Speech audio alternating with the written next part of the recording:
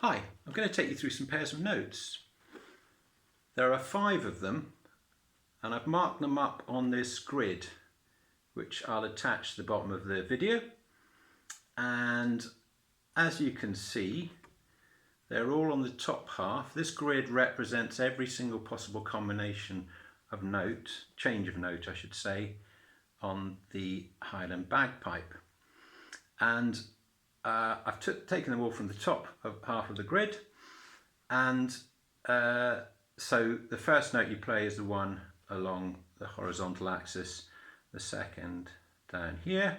4 of these notes are fairly straightforward.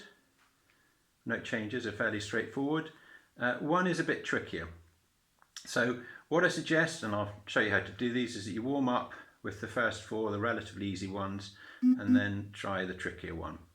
Okay, so here goes. I'll just pop that out of the way so I can see it at least, refer to it. So the first one we're going to do is a top hand movement, F and E.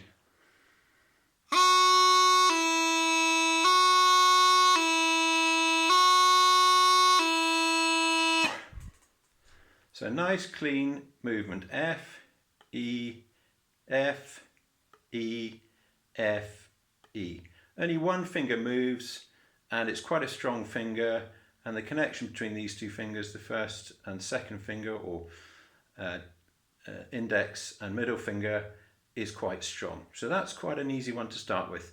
And a good idea with all of these, particularly if you're struggling with them, is to stop blowing and just try them out on the chanter like this, and you can hear a nice strong sound as my middle finger hits the hole. So we're looking to hit the hole accurately and cleanly. We can take it as slowly as you want with all of these. So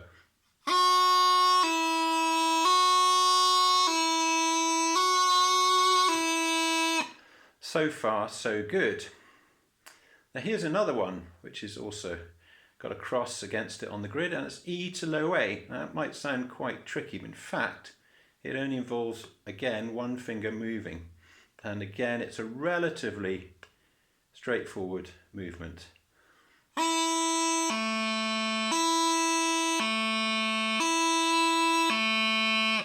I'd encourage you, obviously only once you can do them, but I encourage you to do them multiple times, but slowly and steadily. So I'm doing 3 in a row, but you could build up to 4 or 5. Okay, that's all we're trying to do, and this will really help with your scale exercises and playing tunes.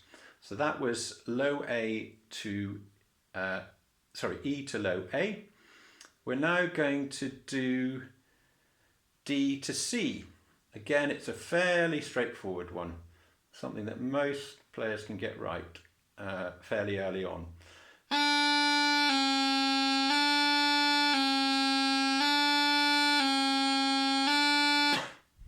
Okay, so again you can do it, say it to yourself, D, C, D, C, D, C.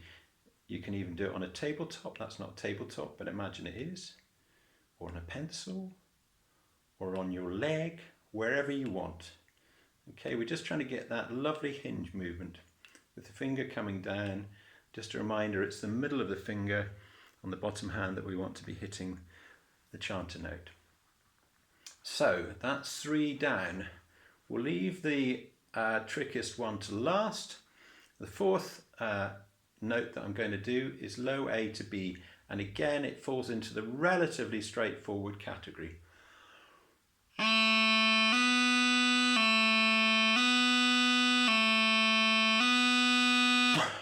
Okay, and the final one, which is one that some people find a little bit tricky when they start learning the scale on the bottom hand, is B and C. So we'll go C to B. So C, B, C, B.